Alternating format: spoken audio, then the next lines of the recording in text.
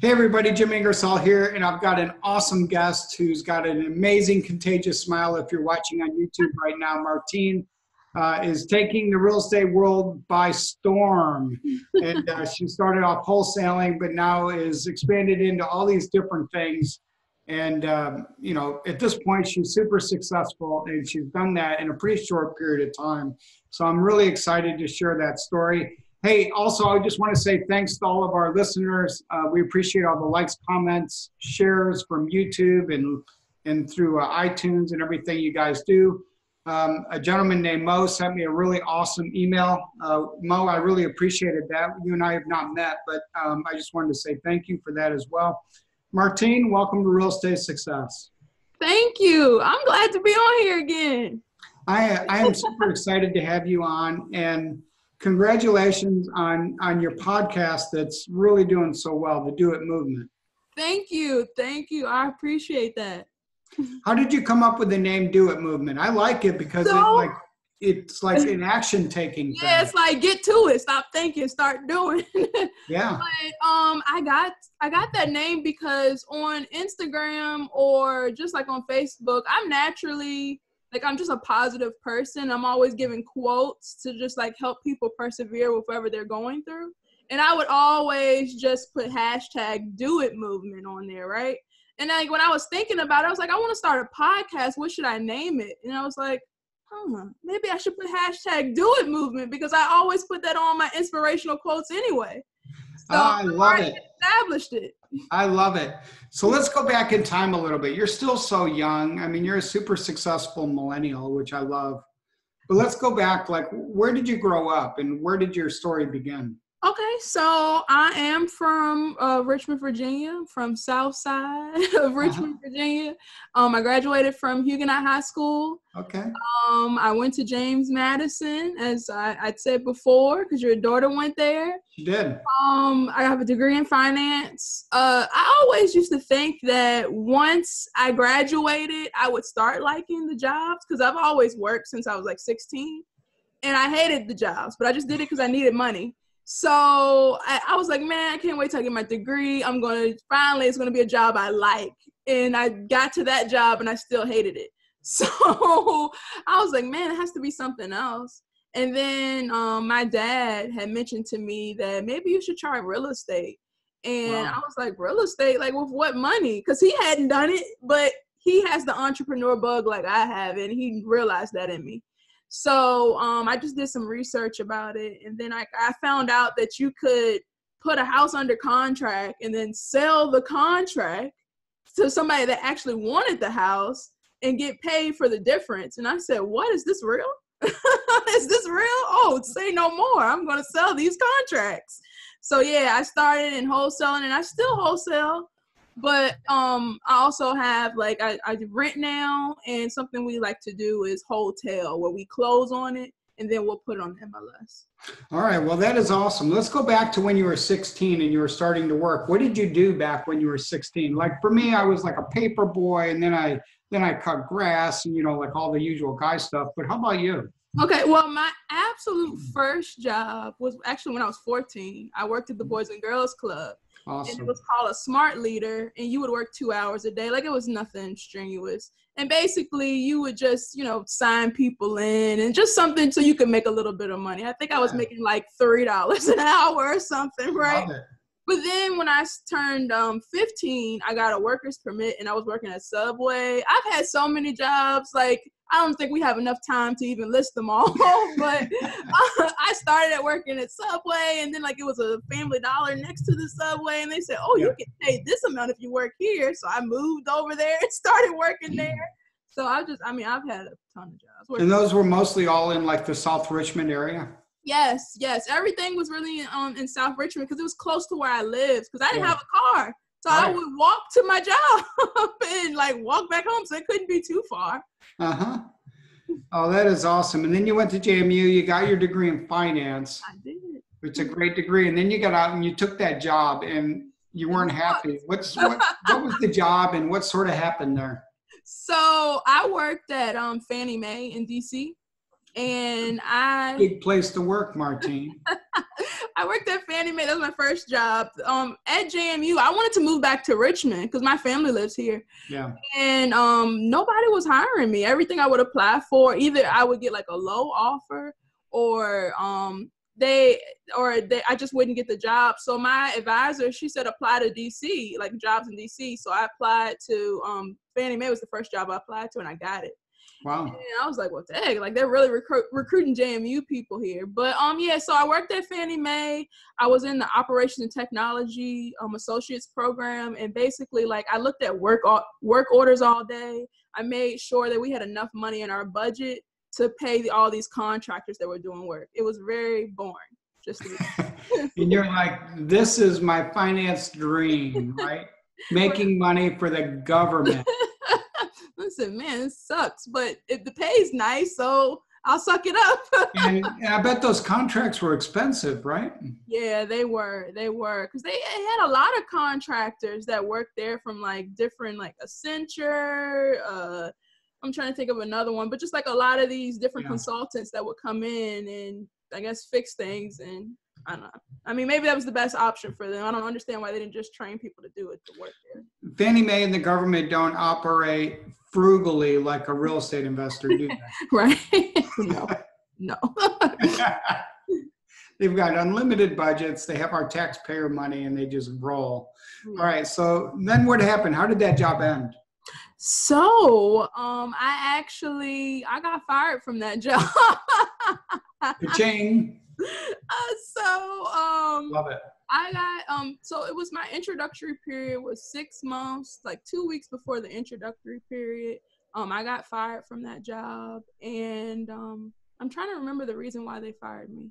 I don't remember, but anyway, there was nothing I could do because I was still. It had to be your amazing smile. Yeah, I was still in the introductory period, so I was like, nah. So from there, I started doing insurance. I started doing like life insurance. And to be honest, that was the reason I majored in finance. I worked in a life insurance company my senior year of high school. And there was this guy that was young and he was doing really well. And he had a degree in finance. So I was like, I'm going to go get a degree in finance and do well too. But then I got to JMU and they said, go work a job. So I started working a job.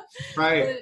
But yeah, so I did the insurance thing for a little bit and I just was like, nah, I really don't like this. Like, I just don't really believe in what I'm selling, just to be honest. And so I ended up coming back to Richmond. And when I came back to Richmond, I started doing some real estate stuff, but it wasn't clicking yet. So I was still working. Like, I would just go get a job and try to do real estate stuff when I was finished until it started working for me. Then, and then you and I met a little while after that, but in between that, you also started learning about wholesaling. You mentioned this thing, like you learned you could get a cheap house under contract, sell that contract and just make money in the middle. It didn't really take much money to get that rolling. Right. Tell me about your first deal. Right, sure. Okay, let me think back to the first one. So the first one that I did by myself, I actually had it under contract for too high. I had it, it was in Churchill. And I think I had the house under contract for $30,000, I believe. And I was trying to sell it for 35 or something like that. Yeah. And anyway, everybody was telling me that's too high, it's too much work, like that's not going to work. We need to get it for like 25 or 27, something like that. So I think the highest number I got was 27 from somebody. So I was like, man, I got to like renegotiate with the seller. And I'm like really nervous because I'm like, I don't know if this lady's going to say yes.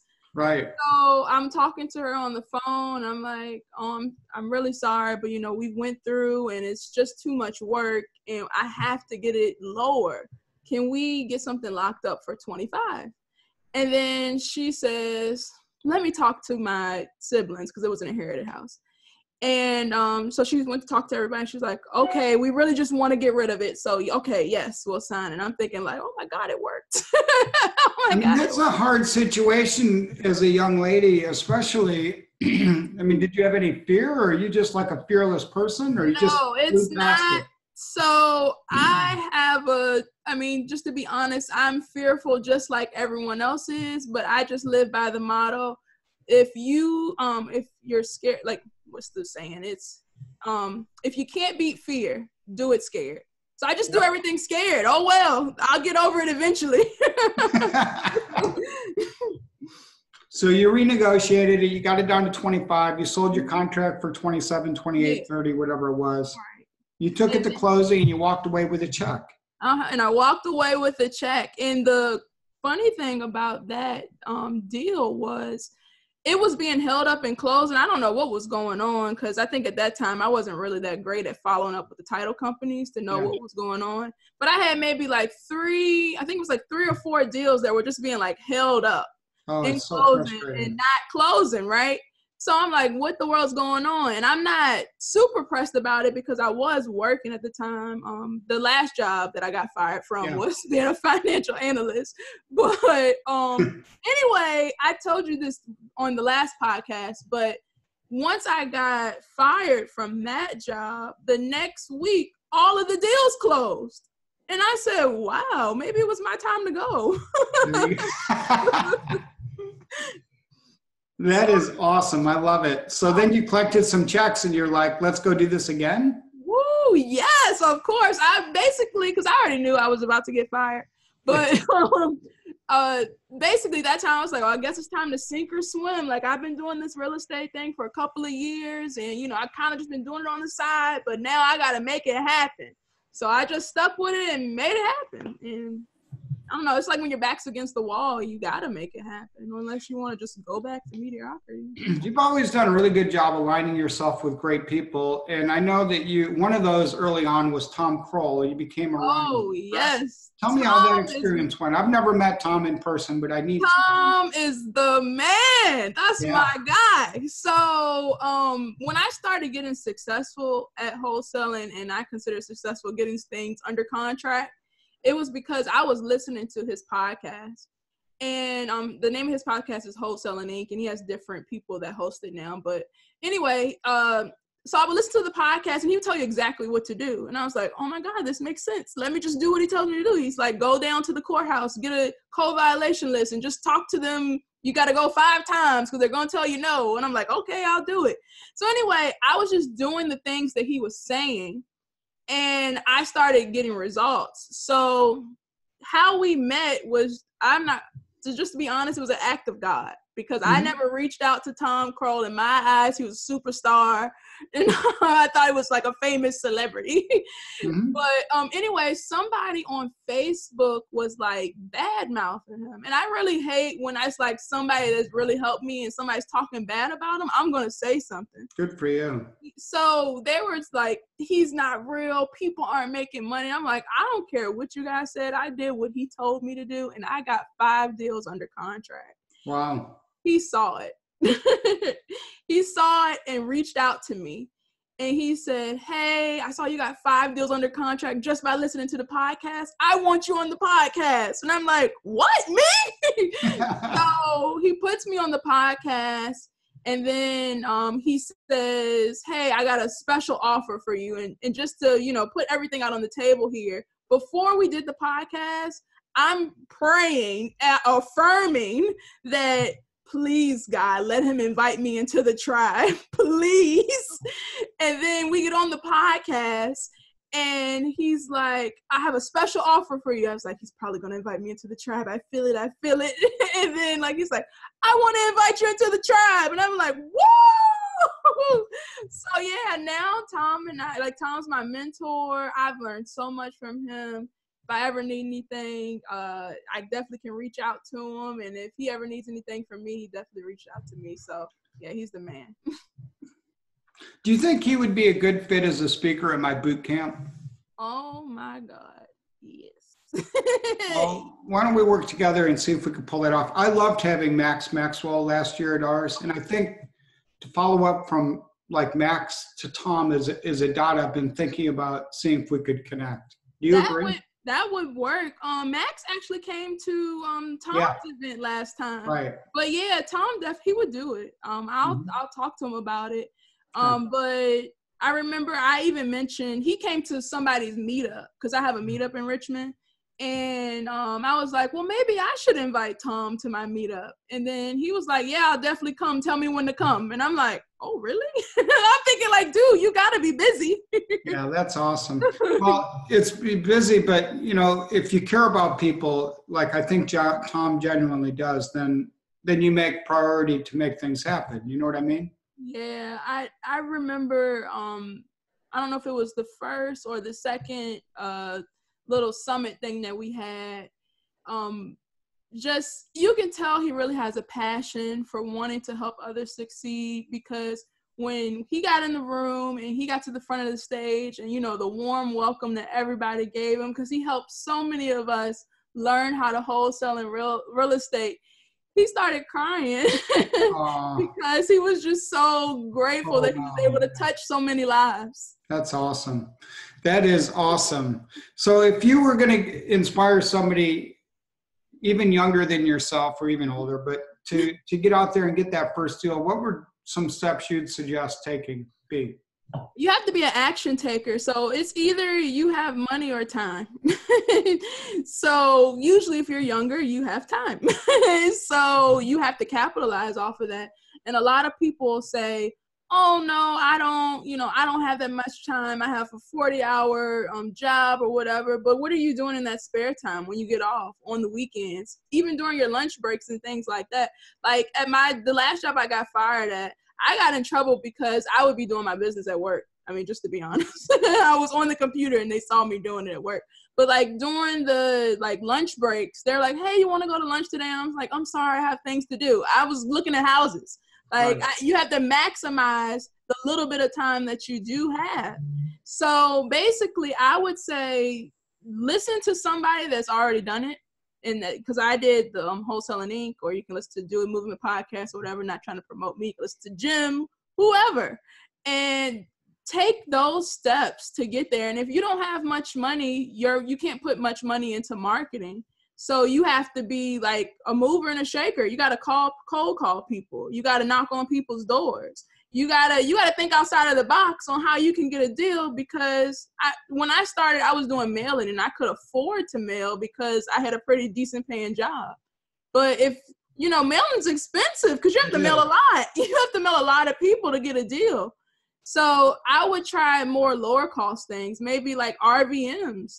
That's lower cost, but I have heard a little backlash on that lately. Like a lot of they're just in Florida, I think. But yeah, no, I like RVMs. I've used RVMs. Yeah, I like it. Someone actually messaged. I think I've received yours, by the way. Do you remember that? Did. Someone, Daniel, actually messaged me. He says, I'm glad to see the consistent marketing, but could you please take me off the list? That's funny. I keep getting your message. That is funny. Well, that's great advice. Just get out there and start hitting the phone. I mean, don't be afraid to call people. Yeah, you just have to get out there and move and do it. Like, because a lot of people know exactly what to do. And I'm a firm believer that everyone has great ideas, but who's going to execute on the idea? Like, go out and do it. That's why I started that podcast, because people are just learning, overanalyzing. I know the whole process, but still scared to take action. You got to take some action. Yep. Get out there and do it. Make offers. Right. I mean, get out there, like whenever somebody's listening right now, just make it a goal. Make 3 offers this week. Yes. Month. Like this week, if it's Wednesday, you have till Friday to get those 3 offers. And I want to hear from you. I want to hear back from you guys. And I know Martine does too. I do. I want to hear your success stories. You start making offers, you'll start making deals, and you'll start making money. But you just got to get out there and do it, like the Do It Movement podcast, right? You got to get out of your comfort zone. You got to make it happen. How do you like being a podcast host? You got a great personality for it. So at first I was a little hesitant about it. I was like, I don't know if I want to do this. But I actually really enjoy it. And the most part, the part that I like the most about it is that all the people that I network with, because a lot of these people I know, some of them I don't know as well, but I get to know them better through having that conversation on the podcast. And it forces me to network. And I really enjoy that aspect because it's very beneficial, because now it's like I'm meeting friends. Like I have more friends because of doing the podcast. I was like, man, this is nice. And I really just did it to brand myself, and so people could know that I knew what I was doing and things like that. But actually, I was like, man, this is kind of nice. So it is nice. Yeah. And I agree with you. That's that's the aspect of it that I enjoy as well. And I'm over 100 episodes now, but you know, I like hearing people's stories like yours today, Martine. I learned things about you today that I didn't know. And you and I have hung out before. Right. And I didn't know you were out there working at 14 and, you know, how you got started. And I didn't know you worked at Fannie Mae. So I enjoy hearing like the background, like, how did you get here? You know, looking back, Martine, would you say your success, how much of it was luck and how much of it was just like discipline of just keeping going forward? I think it all was discipline. Yeah. I don't believe in luck. There you go. You make your luck. Yeah, you make it. The harder I work, the luckier I get. So if you just have to be disciplined with you do it with what you're doing. Like if you say you're gonna do something, do it. Like if you say you're gonna, like you told them to do 3 offers a week, don't just think about making 3 offers a week. Do it. I've challenged myself for quite a few summers in a row to make 1 offer a day. So I know you can do 3 a week. Yeah, I've done one a day for a long time. So I know it can be done. Let me ask you this. I can ask you different questions because you're a podcast host. Sure. If you're going to summarize like your thought process, your mindset on a billboard, what would it say? Ooh, it's a good question. That's a hard one. It is. I would say summarize it would probably be make it happen. Make it happen or do it movement. Yeah, or do it movement. I remember, so I'm not the most artsy person. So like I would put things on the wall and they would look kind of terrible, like quotes. They wouldn't be like, you know, the calligraphy looks great. It wouldn't be anything like that. It'll just be like my ugly handwriting on the wall. So when I first started, I had like all of these quotes and sayings all around me. It's like, make it happen. You know, do it now, things like that to just keep me motivated and stuff like that. But I would say make it happen. Because I even wrote that on Facebook. My name is Martine, Make It Happen Jackson. I like it. Make it happen, Jackson. I love it. So if one of our success listeners today would like to follow you on Instagram or Facebook, what's the best way to do that? Sure. Follow me on my podcast page. And it's on Instagram. It's Do It Movement Pod. So that's easy. If you want to follow me on Instagram, you can too, but my page is a little less, I mean, it's not really real estate specific, but if you want to follow me, it's _queen_teen, and that's TINE. And then I like following you on Instagram. It's a lot of fun. So I love it. So I hope everyone joins in and joins that movement that you've got rolling. Yeah, I'm hoping so too. I'm noticing our listens are coming up and things like that. So I'm really just, you know, I'm humbled by it and I'm really happy that it's going so well so far. How important is your network been? Because I've seen you like expand it, man. I mean, and you've like leveraged my network, which I love, right? How important has that been for like moving past just wholesaling and doing other stuff? Man, your network is your net worth.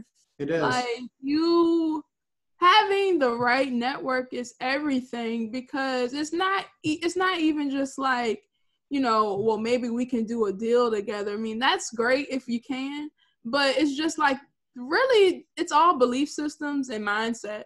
So when you're hanging around did I lose you? Oh, I don't hear you. Sorry about that. Oh, I hear you.